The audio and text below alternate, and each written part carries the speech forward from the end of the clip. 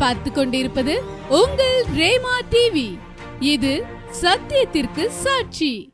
பிரியமானவர்களே, ஆண்டவராய் இயேசு கிறிஸ்துவின் நாமத்தினாலே உங்கள் யாவருக்கும் என்னுடைய அன்பின் வாழ்த்துக்கள். யூதாவின் கடிதத்திலிருந்து ஆண்டவருடைய வார்த்தைகளை நம்ம தியானிக்க போகிறோம். புதிய ஏற்பாட்டு புஸ்தகத்திலே மொத்தம் 27 புஸ்தகத்திலே கடைசி நிருபமாய் இந்த நிருபம் இருக்கிறது. இதற்கு பிறகு வெளிப்படுத்தின விசேஷம், அதோடு புதிய ஏற்பாடு முடிகிறது. இந்த யூதாவுடைய அந்த கடிதம் ஒரே ஒரு அதிகாரம்தான், 25 வசனங்கள் இருக்கிறது. முழுமையான ஒரு நிருபம் என்று இதை நம்ம சொல்லலாம். ஏனென்றால் இன்றைக்கு நடக்கிற அத்தனை ஆவிக்குரிய காரியங்களையும் அவர் அன்றைக்கே எழுதியிருக்கிறார். மாத்திரமல்ல, ஆவிக்குரிய மனிதர்களுக்கு ஒரு தேவையான அனைத்து விஷயங்களும் இந்த யூதா புத்தகத்திலே இருக்கிறது, இந்த கடிதத்திலே இருக்கிறது. ஆகவே நம்ம ஒவ்வொன்றாய் இந்த கடிதத்தை சற்று நிதானமாய் நாம் ஆராய்ந்து ஆண்டவருடைய செய்தியை நம்ம தியானிக்க போகிறோம். இவைகள் ஒவ்வொன்றும் நமக்கு ஆவிக்குரிய வாழ்வுக்கு மிக பிரயோஜனமானவைகள். முதலாவது 3வது வசனத்தை நான் உங்களுக்காய் வாசிக்கிறேன். பிரியமானவர்களே, பொதுவான ரட்சிப்பை குறித்து உங்களுக்கு எழுதும்படி நான் மிகவும் கருத்துள்ளவனாய் இருக்கையில், பரிசுத்தவான்களுக்கு ஒரு விசை ஒப்பு கொடுக்கப்பட்ட விசுவாசத்திற்காய் நீங்கள் தைரியமாய் போராட வேண்டுமென்று உங்களுக்கு எழுதி உணர்த்துவது எனக்கு அவசியமாய் கண்டது. இந்த 3வது வசனம் இந்த கடிதத்திற்கு திறவுகோல் வசனம் என்று கூட சொல்லலாம். அந்த நாட்களிலே கடிதம் எழுதுகிற பழக்கம், ஏன்னா அது ஒன்றுதான் தொலைத்தொடர்பு சாதனம். இன்றைக்கு இருக்கிற நிலைமையிலே தொலைத்தொடர்பு சாதனங்கள் ஏராளமாய் வந்துவிட்டது. நினைத்த காரியத்தை அடுத்த நிமிடமே உலகின் எப்பகுதியில் உள்ளவர்களுக்கும் இலவசமாய் செய்திகளை அனுப்பிவிட முடியும். உலகமே ஒரு சின்ன மொபைல் ஃபோனுக்குள்ளே இன்றைக்கு அடங்கிவிட்டது. யாரை வேண்டுமானாலும் தொடர்பு கொள்ளலாம். எந்த நாட்டில் உள்ள எந்த கடையில் உள்ள எந்த பொருளையும் இங்கிருந்தே, கிராமத்திலிருந்தே நம்ம வாங்க முடியும், பர்ச்சேஸ் பண்ண முடியும், விற்கவும் முடியும். அந்த அளவுக்கு இன்றைக்கு தொலைத்தொடர்பு சாதனங்கள் பெருகிவிட்டது. ஆனால் அன்றைக்கு கடிதம் எழுத வேண்டும், அந்த கடிதம் போய் சேர வேண்டும். இந்த கடிதத்தின் வரலாறே பெரிய வரலாறு. பொதுவாகவே ஒரு கடிதம் எழுதும் பொழுது, கடிதம் எழுத நாம் நினைக்கும் பொழுது, யாருக்கு எழுதப் போகிறோம், என்ன எழுதப் போகிறோம் என்பதை முதலாவது நாம் தீர்மானித்து விடுவோம் மனதிலே. அது நம்முடைய கருத்து. அந்த கருத்தை தான் எழுதப் போகிறோம் என்று உட்காருகிறோம். டேபிளில் உட்கார்ந்து பேப்பரை எடுத்து, இப்போன்னா பென்னு, அந்த யூதா எழுதின காலத்தில் அந்த இறகு வைத்து அதை மையிலே தொட்டு தொட்டு எழுதுவார்கள். அதனால தான் மையினாலும் இறகினாலும் அப்படின்னு அந்த நிருபங்கள் எழுதியிருக்கிறதை பார்க்கிறோம். அப்போ இவர் கடிதம் எழுத அமருகிறார், கடிதம் எழுத உட்கார்றார். முதல் 2 வசனங்கள் கிரீட்டிங்ஸ். எல்லாரும் யாருக்கு எழுதுகிறோம்? வாழ்த்து சொல்லி எழுதுகிறார். ஹாஸ்டலில் இருக்கிற ஒரு மாணவன், விடுதியிலே படித்து கொண்டிருக்கிற மாணவன் தன் தகப்பனாருக்கு பணம் கேட்டு ஒரு கடிதம் எழுதினால், எந்த கடிதம் எழுதினாலும் முதல்ல அன்புள்ள அப்பா அம்மாவுக்கு, நான் இங்கு நல்ல சுகம், நீங்களும் சுகமாக இருப்பீர்கள் என்று நம்புகிறேன், அப்படி தான் ஆரம்பிப்போம். அப்படி தான் இவரும் ஆரம்பிக்கிறார். அந்த முதல் 2 வசனத்தையும் கூட நம்ம வாசித்து விடலாம். இந்த நிருபத்தை முழுமையாய் நாம் கற்றுக்கொள்ள வேண்டும். முதல் வசனம் பாருங்கள். இயேசு கிறிஸ்துவினுடைய ஊழியக்காரனும் யாக்கோபுடைய சகோதரனுமாய் இருக்கிற யூதா, பிதாவாகிய தேவனாலே பரிசுத்தமாக்கப்பட்டவர்களும் இயேசு கிறிஸ்துவினாலே காக்கப்பட்டவர்களுமாகிய அழைக்கப்பட்டவர்களுக்கு எழுதுகிறதாவது, உங்களுக்கு இரக்கமும் கிருபையும் அன்பும் பெருக கடவது. மிக தெளிவாய் அவர் எழுதிவிட்டார். யார் எழுதுகிறார்? யாருக்கு எழுதுகிறார்? முதலாவது அவர் தன்னை சொல்லுகிறார். யாக்கோபுடைய சகோதரனை யூதா. இதை வரலாற்றில் எப்படி சொல்கிறாங்க அப்படின்னா, இயேசுநாதர் பிறந்த பிறகு மரியாளுக்கும் யோசேப்புக்கும் நிறைய சகோதரிகள் பிறந்தார்கள் என்று வேதம் சொல்லுகிறது. அந்த சகோதரர்களுடைய ஒரு சிலருடைய பெயர் புதிய ஏற்பாட்டில் மத்தியில் அந்த யோவானில் குறிப்பிடப்படுகிறது. அதில் யூதாவும் ஒரு பெயர் வருகிறது. ஒருவேளை அந்த யூதா தான் இந்த யூதா என்று பெரும்பாலானவர்கள் கருதி கொள்கிறார்கள். இயேசு கிறிஸ்துவினுடைய சகோதரர் அப்படின்னு நம்ம எடுத்துக்கொள்ளலாம். அவர் எழுதுகிறார். யாருக்கு எழுதுகிறார்? ஆண்டவரால் தெரிந்து கொள்ளப்பட்டவர்கள், ஆண்டவரால் அழைக்கப்பட்டவர்கள், ஆண்டவரால் காக்கப்பட்டவர்கள். அப்போ தேவனுடைய பிள்ளைகளுக்கு தான் இது. பரிசுத்தவான்களுக்கு, விசுவாசிகளுக்கு, ஊழியக்காரர்களுக்கு, கர்த்தருடைய பிள்ளைகளுக்கு, திருச்சபை மக்களுக்கு அவர் எழுதுகிறார். முதல்ல வாழ்த்தும் பொழுது அப்போஸ்தலர்கள் இப்படி தான் வாழ்த்துவாங்க. இரக்கமும் கிருபையும் உங்களிலே பெருக, அன்பும் சமாதானமும் பெருக கடவது. கிருபையும் சமாதானமும் பெருக கடவது. இங்கே இவர் இரக்கமும் சமாதானமும் அன்பும் பெருக கடவது என்று எழுதியிருக்கிறார். வாழ்த்து சொல்லிவிட்டார். சொல்லிவிட்டு இப்போ தான் சப்ஜெக்டுக்குள்ளே வர்றார். பிரியமானவர்களே, பொதுவான ரட்சிப்பை குறித்து உங்களுக்கு எழுதும்படி நான் மிகவும் கருத்துள்ளவனாக இருக்கையில், இந்த கடிதம் எழுத நான் உட்காரும் பொழுது என் மனசில் நான் என்ன ஐடியாவில் எழுத உட்கார்ந்தேன் அப்படின்னா, பொதுவான ரட்சிப்பை குறித்து எழுதணும் தான் நான் உட்கார்ந்தேன். ஆனால் கடிதம் எழுத நான் ஆரம்பிக்கும் பொழுது ஆண்டவர் என்னை உணர்த்துகிறார், என்னை திருப்புகிறார். நிறைய ஊழியக்காரங்க ஒரு காரியம் சொல்லுவாங்க, பலர் இதை ஏற்றுக்கொள்றதில்ல. ஆனால் பொதுவாக நல்ல உண்மையான பல ஊழியக்காரர்களுக்கு இந்த அனுபவம் இருக்கும். சில நேரங்களில் அழைக்கப்பட்ட சபைகளில் பிரசங்கம் பண்ணுறதுக்கு பிரசங்கங்களை ஆயத்தம் பண்ணிடுவாங்க. ஆயத்தம் பண்ணிட்டு பிரசங்கம் பண்ண ஆரம்பிக்கும் பொழுது, அந்த சபையில் வந்து நிற்கும் பொழுது, ஆரம்பிக்கும் பொழுது பரிசுத்த ஆவியானவர் பிரசங்கம் அப்படி ஓடிக்கிட்டு இருக்கும்போது அப்படியே திருப்புவார். அந்த பிரசங்கத்தினுடைய மைய கருத்து அதே கருத்தாக இருக்கனா, அவர் சொல்லுகிற காரியங்கள் பாணி, அவர் எடுத்துக்கொண்ட ஊமைகள் எல்லாம் வேற காரியங்களை பேசிக்கிட்டு இருப்பார். பைபிள் ஒரு வசனம் உண்டு, ராஜாக்களின் இருதயம் கர்த்தர் கைகளிலே நீர்க்கால்களைப் போல் இருக்கிறது, அதை அவர் தமது சித்தத்தின்படியெல்லாம் திருப்புகிறார். யார் ராஜாக்கள்? அழைக்கப்பட்ட நீங்களும் நானும் தான் ராஜாக்கள். அவருடைய ஊழியக்காரர்கள், புதிய ஏற்பாட்டு திருச்சபையில் உள்ள கிறிஸ்தவர்கள் எல்லாருமே ராஜாக்களும் ஆசாரியர்களுமாய் அழைக்கப்பட்டவர்கள். அப்போ நம்முடைய இருதயம் கர்த்தர் கைகளிலே நீர்க்கால்களை போல் இருக்கிறது, அதை அவர் தமது சித்தத்தின்படியெல்லாம் திருப்புகிறார். நிறைய ஊழியக்காரங்க சொன்னதை நானும் கேட்டிருக்கிறேன். இதே அனுபவம் எனக்கும் ஏற்பட்டிருக்கிறது. சில நேரங்களில் இந்த காரியத்தை பேசணும் போய் நிற்போம், ஆனால் ஆண்டவர் அப்படியே நம்மளை மடைமாற்றி திருப்பி வேற ஒரு காரியத்தை நம்ம முடிஞ்ச உடனே அந்த சபை மக்களில் ஒரு சிலர் சொல்லுவாங்க, பிரதர் எனக்கே பேசுனீங்க பிரதர், என் பிரச்சனையை அப்படியே சொல்லிட்டீங்க பிரதர் அப்படின்னு தீர்க்க தரிசனமாக பேசுனீங்க அப்படிலாம் சொல்லுவாங்க. நமக்கு அதெல்லாம் ஒன்றும் புரியாது.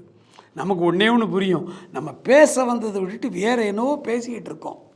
அந்த இடத்துல ஆவியானவருக்கு முழுமையாய் நம்மை அர்ப்பணிக்கும் பொழுது அவர் தம்முடைய சித்தத்தின்படி அதைத்தான் அவர் எழுதுகிறார். பிரியமானவர்களே, பொதுவான ரட்சிப்பை குறித்து நான் உங்களுக்கு எழுதும்படி மிகவும் கருத்துள்ளவனாய் இருக்கையில், பரிசுத்தவான்களுக்கு ஒரு விசைனா ஒரு தரம், ஒரு தடவை, பரிசுத்தவான்களுக்கு ஒரு தடவை மாத்திரம் கொடுக்கப்படுகிற விசுவாசத்திற்காய் நீங்கள் தைரியமாய் போராட வேண்டும் என்று உங்களுக்கு எழுதி உணர்த்துவது எனக்கு அவசியமாய் கண்டது. Praise the Lord. இதில் ரொம்ப முக்கியமான ஒரு வார்த்தையை போடுறார். பரிசுத்தவான்களுக்கு ஒரு விசை மாத்திரம் ஒப்பு கொடுக்கப்படுகிற விசுவாசம் ஒரு தடவை தான் கொடுக்கும், திரும்ப திரும்ப கொடுக்கப்பட மாட்டார். அதை புரிந்து கொள்ளணும். ஆண்டவரை நாம் ஏற்றுக்கொள்ளும் பொழுது ஆண்டவரை நம்முடைய சொந்த இரட்சகராய் நாம் ஏற்றுக்கொண்டு அவருடைய பிள்ளையாக நாம் மாறும் பொழுது முதல் முறையாக ஆண்டவர் நம்முடைய உள்ளத்தில் தேவன் பேரில் வைக்கும் விசுவாசம் என்கிற அந்த காரியத்தை நமக்குள்ளே தருகிறார். விசுவாசம் அது ஒரு தடவை தான் கொடுப்பார், விட்டுட்டோம்னா அப்புறம் கிடைக்காது. அதனால தான் ஒரு விசை மாத்திரம் ஒப்பு கொடுக்கப்பட்ட விசுவாசத்திற்காக நீங்கள் தைரியமாய் போராட வேண்டும் என்று. இப்போ பவுல் சொல்றதுக்கு வாங்க. நல்ல போராட்டத்தை போராடினேன், ஓட்டத்தை முடித்தேன், விசுவாசத்தை காத்துக்கொண்டேன். என்ன போராட்டம்? விசுவாசத்தை தக்க வைத்துக் கொள்வதற்கான போராட்டம், விசுவாசத்தை காத்துக்கொள்வதற்கான போராட்டம். ஏன்னா எனக்குள் ஒரு தடவை கொடுக்கப்பட்ட அந்த விசுவாசத்தை வெளியில எடுத்து போடும்படியாய் சத்துரு பயங்கரமாய் என்னோடு போராடுகிறான். ஒரு விசை ஒப்பு கொடுக்கப்பட்ட அந்த விசுவாசத்தை கெட்டியாய் பிடித்து கொள்வதற்காக எனக்கு ஒரு வாழ்நாள் முழுவதும் எனக்கு ஒரு போராட்டம் இருக்கிறது. அந்த போராட்டத்தை வெற்றியாய் போராடி முடித்தேன் என்று பவுல் அப்போஸ்தலன் சொல்லுகிறார். விசுவாசம் ஆண்டவரோடு நம்மை இணைக்கும் மீடியா. விசுவாசம் நமக்கும் ஆண்டவருக்கும் இடையிலான தொலைத்தொடர்பு சாதனம் விசுவாசம். விசுவாசம் இல்லை என்றால் ஆண்டவருக்கும் நமக்கும் சம்பந்தமில்லாமல் ஆகிவிடும். ஆகவேதான் சத்துருவாகிய சாத்தான் கடவுளின் பிள்ளைகளாகிய ஆண்டவருடைய பிள்ளைகளாகிய நமக்குள் கொடுக்கப்பட்ட விசுவாசத்திலிருந்து நம்மை வழிவிலக செய்யும்படி ஏராளமான பாடுகள், பிரச்சனைகள், போராட்டங்களை கொண்டு வந்து போடுறார். 2-3 நாளைக்கு முன்னாடி ஒரு தொலைபேசியில் ஒரு ஊழியக்காரர் என்னோடு பேசி கொண்டிருந்தார். சிவகங்கையில் உள்ள ஊழியர்களுடைய காரியங்களை குறித்து பேசி கொண்டிருந்தார். அப்போ அவர் சொன்னார், ஒரு ஊழியக்காரர் உண்மையாய் கர்த்தருக்கு ஊழியம் செய்தவர், வறுமையிலே வாடிக்கொண்டிருந்தார். ஆனாலும் ஆண்டவருடைய விசுவாசத்தை அவர் விடவில்லை. ஆனால் வாழ்வின் இறுதி பகுதிக்கு அவர் வந்த பொழுது திடீரென்று அவருடைய வீட்டில் ஒரு பயங்கரமான ஒரு இழப்பு. அவர் கையில் 5 பைசா இல்லை. வீட்டில் ஒரு மரணம், அடக்கம் செய்வதற்கு வழி இல்லாத சூழ்நிலை. பிரேதத்தை வீட்டிலே வைத்துக் கொண்டு அழுது கொண்டிருக்கிறார். அடக்கம் செய்ய ஆள் இல்லை. அடக்க செலவுக்கு இவர் கையில் நயா பைசாவும் இல்லை.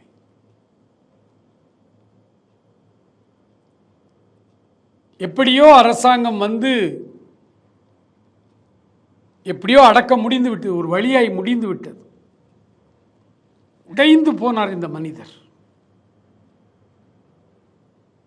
அவரிடத்தில் கொடுக்கப்பட்ட விசுவாசம் எல்லாவற்றையும் விட்டுவிட்டார். நடந்து சில நாட்கள் கழித்து ஒரு ஊழியக்காரர் போயிருக்கிறார். போன ஊழியக்காரரிடத்தில் இவர் கேட்டிருக்கிறார், இயேசுனா யாரு அப்படின்னு கேட்டிருக்கிறார். அவருக்கு தூக்கி வாரி போட்டுருச்சு. என்ன பிரதர் இப்படி சொல்றீங்க? என்ன பாஸ்டரா? எனக்கு இயேசுக்கும் சம்மந்தம் இல்லை, போயா. எவ்வளவு ஆண்டுகள் நான் அவருக்காக வைராக்கியமாய் வாழ்ந்து வந்தேன், கடைசியில் என்னைய கைவிட்டார். விசுவாசத்தை இவர் விட்டுட்டார். இவர் கடவுள் மேலே குறை சொல்றார். அப்புறம் அந்த சம்பவத்தை அவரால் பொறுத்து கொள்ள முடியவில்லை. ஆண்டவரை விட்டு முற்றிலுமாய் வழி விலகி ஆண்டவர் இல்லாத ஒரு மனிதனாய்த்தான் மரணம் அடைந்தார். மரணத்திற்கு ஏதுவான பாவம் என்று இதைத்தான் வேதம் சொல்லுகிறது. முற்றிலுமாய் விசுவாசம் அவர் விட்டு எடு. இதுதான் சாத்தானுக்கு தேவை.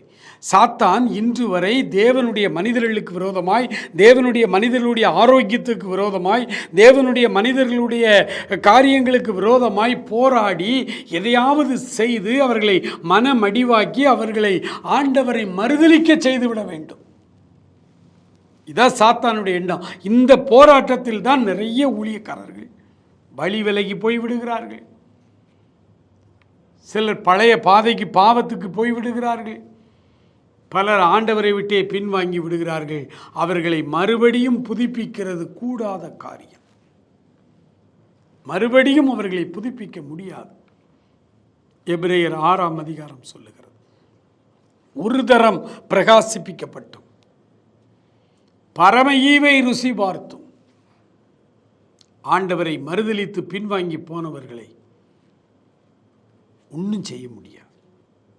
அந்த நிலைமை வந்துவிடக்கூடாது என்பதற்காகத்தான் ஒரு தரம் கொடுக்கப்பட்ட விசுவாசத்திற்காக நாம் தைரியமாய் போராட வேண்டும் என்று உங்களுக்கு எழுதி உணர்த்துவது எனக்கு அவசியமாய் கண்டது என்று எழுதுகிறார். விசுவாசம் எவ்வளவு முக்கியம் பாருங்க. விசுவாசம் எவ்வளவு, ஒரு தடவை தான் கொடுக்கப்படும், திரும்ப திரும்ப கொடுக்கப்பட மாட்டாது. ஒரு விசை ஒப்பு கொடுக்கப்பட்ட விசுவாசம் என்றுதான் வேதம் சொல்லுகிறது. அப்படினால் விசுவாசம் எங்களைப் போல அருமையான விசுவாசத்தை பெற்றவர்களுக்கு என்று பவுல் எழுதுகிறார். ஏனென்றால் நாம் பெற்றுக்கொண்ட விசுவாசம் அவ்வளவு அருமையானது. அந்த விசுவாசம்தான் கடவுளையும் நம்மையும் இணைக்கும் இணைப்பு ஏணி, மீடியா. ஒரு மனிதன் பேசுவதை அருகில் உள்ள ஒரு மனிதன் கேட்கிறான் என்றால் இந்த ரெண்டு மனிதர்களுக்கும் இடையிலே கண்ணுக்கு தெரியாத காற்று மண்டலம் இருக்கிறது. வெற்றிடத்தில் நின்று பேசினால் கேட்காது, பக்கத்தில் நின்றால் கூட காற்று என்கிற ஊடகம் அந்த இடத்துல இல்லைன்னா எவ்வளவு கத்தி பேசினாலும் பக்கத்தில் உள்ளவருடைய செவிகளுக்கு எதுவும் கேட்காது. காற்று என்கிற ஊடகம்தான் ஒரு மனிதனுடைய குரலை அடுத்த மனிதனுடைய செவிகளுக்கு எடுத்து செல்கிறது, கண்ணுக்கு தெரியாத காற்று மண்டலம். அதே போலத்தான் கிறிஸ்தவ வாழ்விலே விசுவாசம். இந்த விசுவாசம் என்கிற கண்ணுக்கு தெரியாத இந்த காரியம், விசுவாசம்தான் நம்முடைய வார்த்தைகளை ஆண்டவருடைய செவிகளுக்கு கொண்டு செல்கிறது. ஆண்டவருடைய வார்த்தைகளை நம்முடைய செவிகளுக்கு கொண்டு வருகிறது. ஆண்டவரிடத்திலிருந்து எந்த ஒரு ஆசீர்வாதத்தையும் நாம் பெற்றுக்கொள்ள வேண்டுமானால் பை ஃபெய்த். யாக்கோபு 1:5 சொல்லுகிறது, உங்களில் ஒருவன் ஞானத்தில் குறைவுள்ளவனாயிருந்தால் யாவருக்கும் சம்பூர்ணமாய் கொடுக்கிறவரும் ஒருவரையும் கடிந்து கொள்ளாதவருமாக்கிய தேவனிடத்தில் கேட்க கடவன். ஆனால் அவன் எவ்வளவாகிலும் சந்தேகப்படாமல் விசுவாசத்தோடு கேட்க கடவன். சந்தேகப்படுகிறவன் காற்றினால் அடிபட்டு அலைகிற கடல் அலைகளுக்கு ஒப்பாயிருக்கிறான். அப்படிப்பட்ட மனுஷன் தான் எதையாகிலும் கர்த்தரிடத்திலிருந்து பெற்றுக்கொள்ளலாம் என்று நினையாதிருப்பானாக. ஆண்டவரிடத்திலிருந்து ஒரு காரியத்தை நாம் பெற்றுக்கொள்ள வேண்டுமானால் விசுவாசம் நமக்கு அவசியம். விசுவாசம்தான் பூலோகத்தில் உள்ள மனிதனை பரலோகத்தின் தெய்வத்தோடு ஒன்றாய் இணைக்கிறது. இந்த விசுவாசம் ஒரு தடவை தான் கொடுக்கப்படுகிறது, திரும்ப திரும்ப கொடுக்கப்படாது. அதனால் இந்த விசுவாசத்திற்காக நாம் போராட வேண்டியது மிக மிக மிக மிக அவசியம். பவுல் அப்போஸ்தலன் தன்னுடைய வாழ்வின் அனுபவமாய் சொல்லுகிறார், நல்ல போராட்டத்தை போராடினேன், ஓட்டத்தை முடித்தேன், விசுவாசத்தை காத்துக்கொண்டேன். அப்போ இந்த விசுவாசத்தை நாம் காத்துக்கொள்வதற்கான இந்த போராட்டம், விசுவாசம் ஒரு தடவை கொடுக்கப்படுகிறது. அந்த விசுவாசத்தை நாம் வளர்த்து கொள்ள வேண்டும், விசுவாசத்தை வர்த்திக்க பண்ண வேண்டும். விசுவாசத்தை நாம் வளர்த்து கொள்வதற்கு நமக்கு பல வசதிகள் கொடுக்கப்பட்டிருக்கிறது. ஆனால் ஒரு தரம் கொடுக்கப்பட்ட விசுவாசத்தை இழந்து போனால் மறுபடியும் அந்த விசுவாசத்தை பெற்றுக்கொள்ள முடியாது. ஆகவே விசுவாச வாழ்வு, அதனால தான் நம்முடைய வாழ்வே கிறிஸ்தவ வாழ்வுக்கு இன்னொரு பெயர் விசுவாச வாழ்வு. அதுதான் கிறிஸ்தவர்களுக்கு இன்னொரு பெயர் விசுவாசிகள். சபையில் விசுவாசிகள் அப்படின்னு சொல்லுவோம். ஸ்தாபன சபைகளை நீங்கள் எடுத்துக்கிட்டிங்கன்னா அந்த சபையில் உள்ள போதகர்கள், குருவானவர்கள் சபை மக்களை சபையார் என்று அழைப்பார்கள். என்னுடைய சபையார் அப்படி சொல்லுவாங்க. ஆனால் பெந்தேகோஸ்தே திருச்சபைகள் இன்டர் டினாமினேஷனலில் உள்ள அந்த போதகர்களை பாஸ்டர்கள் என்று அழைப்பார்கள். அவர்கள் தங்களுடைய சபை மக்களை விசுவாசிகள் என்று அழைப்பார்கள். அவங்க ஏன் விசுவாசி? உரிமையோடு சொல்வார்கள். இந்த விசுவாச மார்க்கத்தார், கிறிஸ்தவர்கள் அத்தனை பேருமே விசுவாச மார்க்கத்தார். விசுவாச மார்க்கத்தார் என்றால் சத்தியத்திலே நடக்கிற சத்தியத்தின் மார்க்கத்தார் என்று பொருள். சரி, இந்த விசுவாசத்தை பெற்றுக்கொண்ட இந்த விசுவாசத்தை எப்படி வளர்த்து கொள்வது? வளர்த்துக்கிட்டே போகலாம் விசுவாசத்தை. இந்த விசுவாசம் என்னென்ன நிலைமைகளிலே காணப்படுகிறது அப்படின்னு பார்த்தீங்கன்னா, இந்த விசுவாசம் மனிதர்களுக்குள்ளே ஆண்டவருடைய பிள்ளைகளுக்குள்ளே கொடுக்கப்படும் பொழுது அது அற்ப விசுவாசமாக இருக்கும். அற்பம் அப்படிங்கிற அந்த வேர்டுக்கு தமிழ் வார்த்தைனா கொஞ்சம், லிட்டில் ஃபெய்த் ஆங்கில பைபிளில் போட்டிருக்கு. லிட்டில் ஃபெய்த், கொஞ்சம் விசுவாசம். இந்த கொடுக்கப்பட்ட அந்த விதை போல, விசுவாசங்கிறது விதையை போல, அதை மரமாய் வளர்த்து கொள்ள வேண்டியது நம்முடைய வேலை. இந்த விசுவாசம் கொஞ்சமாய் கொடுக்கப்படுகிறது. இந்த கொஞ்சமாய் கொடுக்கப்பட்ட விசுவாசத்திலேயே ஆண்டவருடைய பிள்ளைகள் வாழ்க்கையை அப்படி கடத்திக்கிட்டே போவாங்க. அங்கே என்ன நடக்கும் தெரியுமா? அந்த மக்களுடைய வாழ்க்கையில் சந்தேகங்கள் வரும். ஒரு முறை ஆண்டவர் சீசர்கள்ட்ட சொன்னார், அக்கறைக்கு போவோம் வாருங்கள் என்று சொன்னார். சரின்னு சொல்லி படகுல ஏறினாங்க. பயங்கர காற்றடித்தது. கப்பல் கவிழ்ந்து விடும் போல ஒரு பிரச்சனை. போட்டு தான். இயேசுநாதரை பார்க்க அவர் அயர்ந்து தூங்கி கொண்டிருந்தார். அவரை போய் எழுப்பினார்கள். ஐயரே, நாங்கள் மடிந்து போகிறது, உமக்கு கவலை இல்லையா என்று அவரை எழுப்பினார்கள். அவர் எழுந்தார். காற்றையும் கடலையும் பார்த்து, இறையாதே, அமைதலாயிரு என்றார். எல்லாம் அமைதலாயிற்று. எல்லாம் அமைதலான பிறகு சீசர்களை பார்த்து சொன்னார், அற்ப விசுவாசியே, ஏன் சந்தேகப்பட்டாய்? லிட்டில் ஃபெய்த், கொஞ்சம் விசுவாசம் உள்ள இருந்ததுன்னா அரைகுறை விசுவாசம் ஆபத்து. அரைகுறை விசுவாசம் நம்முடைய கிறிஸ்தவ வாழ்க்கையில் சந்தேகத்தை கொடுத்துக்கிட்டே இருக்கும். யாரை பார்த்தாலும் சந்தேகம், எதை பார்த்தாலும் சந்தேகம், ஆண்டவருடைய காரியங்களிலும் சந்தேகம். நடக்குமா, நடக்காதா, ஜெபம் கேட்கப்படுமா, கேட்கப்படாதா, இது உண்மையா பொய்யா, இவர் சொல்கிறது சரியா தவறா, எதுவுமே புரியாது.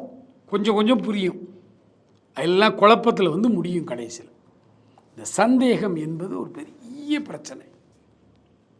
அப்போ விசுவாச வாழ்க்கையில் அற்ப விசுவாசம் ஆபத்து, அரைகுறை விசுவாசம் ஆபத்து. அப்போ ஆண்டவருடைய பிள்ளைகளாக நாம் ஆண்டவருடைய வாழ்க்கைக்குள்ளே உள்ளே வரும் பொழுது நமக்கு கொடுக்கப்பட்ட அந்த ஒரு தடவை கொடுக்கப்பட்ட விசுவாசத்தை காத்துக்கொள்வது மாத்திரமல்ல, ஒரு தடவை கொடுக்கப்பட்ட அந்த விசுவாசத்தை நமக்குள்ளே வளர்த்தெடுக்க வேண்டும். ஒரு வித்தை போல, விதையை போல விசுவாசம் ஆண்டவர் நமக்கு தருகிறார். அதை ஒரு செடியாய் மரமாய் வளர்க்க வேண்டிய பொறுப்பு, கடமை நமக்கு இருக்கிறது. ஆகவே இந்த விசுவாச வாழ்க்கையிலே நீங்கள் ஒன்றை புரிந்து கொள்ளுங்கள். விசுவாசத்தை காத்துக்கொள்வதற்காக நல்ல போராட்டத்தை நான் போராட வேண்டும் என்பதை மனதிலே வைத்துக் கொள்ளுங்கள். ஆண்டவர் தொடர்ந்து இந்த சத்தியங்களை நீங்கள் படிக்க படிக்க ஆண்டவர் உங்களை விசுவாசத்திலே வளர்த்து தருவாராக. ஆமென். ஆண்டவருடைய சமூகத்தில் நம்ம ஜெபிப்போமா?